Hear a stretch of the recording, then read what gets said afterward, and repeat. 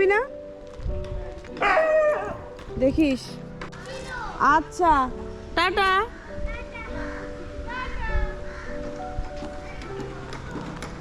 হ্যাঁ ভালো আছি। ও চিনতে পেরে যাও দিন পরে। ওই কথা হবে, আমি একটা কাজ মেটাতে যাচ্ছি।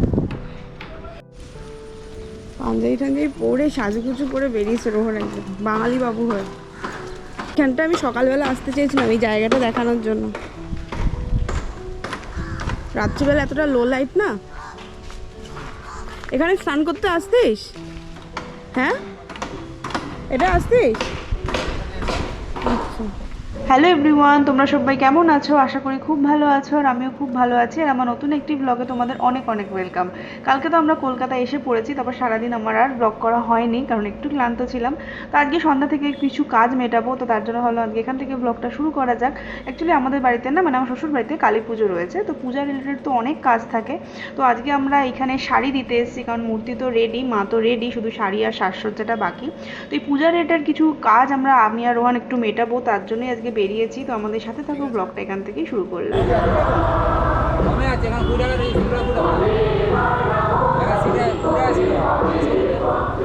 কত যাবি না হেঁটে যাবি?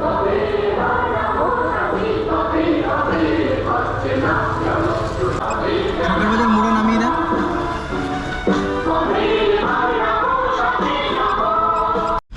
দেখা যায় না পুরো ঘেমে স্নান, একদম টকটক করে ভাব করছে।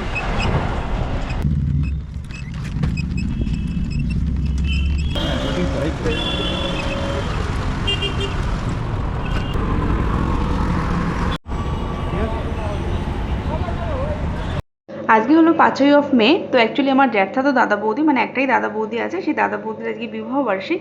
তো 20 বছর পূর্ণ করেছে। তো আমি ভাবলাম ছোট্ট করে একটা কেক নিয়ে যাই। আর কলকাতার সবাই জানে সেলিব্রেশন মানেই কিন্তু কলকাতার লোকেরা মিয়াও মোড়েই বোঝে। তো সেখান থেকে একটা ছোট্ট বাটারস্কচ ফ্লেভার একটা কেক নিয়ে নিয়েছি। এরপরে সোজা চলে যাবো আমাদের নেক্সট পূজা রিলেটেডই একটা কাজ। সেটা হচ্ছে আমরা এবার পুজোতে মানুষ, মানে যারা বাড়িতে আসবে, আমরা ম্যাক্সিমাম টাইম বসিয়ে খাওয়াই, কিন্তু এইবার এত গরম বা এত হেক্টিক শিডিউল আমরা সেটা স্কিপ করছি। তো সেই জায়গায় মানুষকে আমরা কিছু স্ন্যাক্স মিষ্টি দিয়ে একটা প্যাকেট বানাবো। তো সেইটারই অর্ডার দিতে আমরা এই গোপীনাথ মিষ্টান্ন ভাণ্ডারে এসেছি। এটা খুব নামকরা একটা মিষ্টির দোকান। তো এখান থেকে আমি একটা মিষ্টি লোভ সামলাতে পারলাম না। এটা কলাপাতার মধ্যে একটা একদম মাখা সন্দেশের মতো ছিল, খুব সুন্দর খেতে। তারপর রোহান সিঙ্গারাও নিয়েছিল, ভালো খেতে।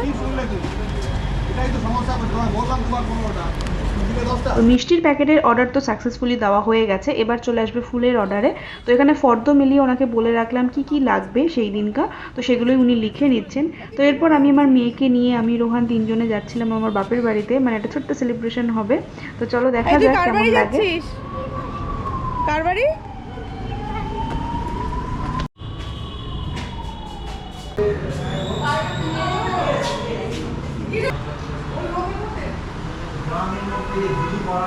আশেপাশে কোনো মানুষ নেই, রাত্রির একটা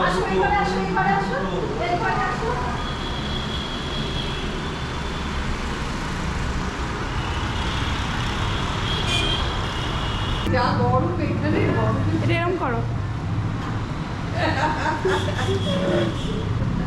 প্রচন্ড গরম লাগছে।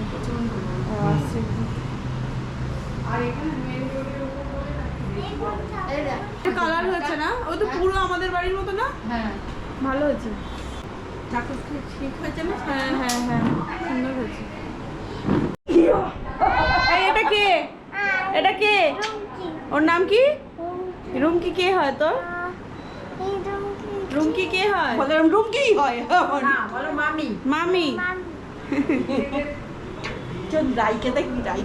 অ্যাকচুয়ালি দাদা একটা ছোট্ট কাজে আটকে গেছে, বললে এক্ষুনি এসে যাবে। তার জন্যই আমরা ওয়েট করছি কেক কাটার, কারণ অ্যানিভার্সারি কেক তো দুজন ছাড়া কাটা যায় না। তো এখানে সবাই মিলে বসে একটু গল্প করছি, বেশ ভালো লাগছে। আমার এটা খুব প্রিয় জায়গা, এখানে বসে আমি বাইরের ভিউটা দেখতে খুব ভালো লাগে। ওই যে দেখছেন ওখান দিয়ে মেট্রো যায়।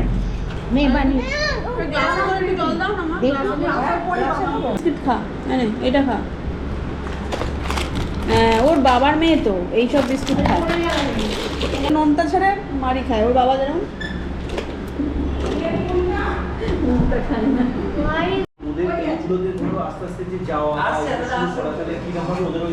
এখানটা দাঁড়া, ওরা তো ওদের বাড়ি।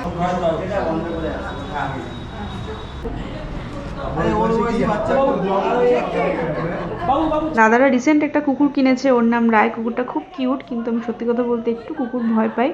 তো যাই হোক, দাদা এসে গেছে। এটা হচ্ছে সেই অ্যানিভার্সারির কেকটা, খুব সুন্দর খেতে, বাটারস্কচ ফ্লেভার। তো চলো এবার কেকটা কাট করা যাক।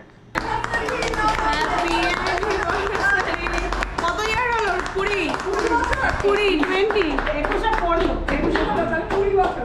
আচ্ছা বিশাল ব্যাপার, মানে 20 বছর কাটিয়ে দিলে 20 বছরই দে না। তাহলে ছেলেটার বয়স কত হলো এখন? 15 হ্যাঁ, ওইটা তুমি খাইয়ে দাও, নিজের কো খেলো, ওইটা দাও। হ্যাঁ বলবি তো। এটা খাওয়াতে হয়, জানেও না। হ্যাঁ, এই ছিল আমাদের মিনি সেলিব্রেশন। তো ভিডিওটা যদি তোমাদের ভালো লাগে থাকে অবশ্যই লাইক করো, কমেন্ট করে জানিও। দেখা হবে নতুন আরেকটি ব্লগে। সবাই খুব ভালো থেকো। Thank you for watching. Bye by.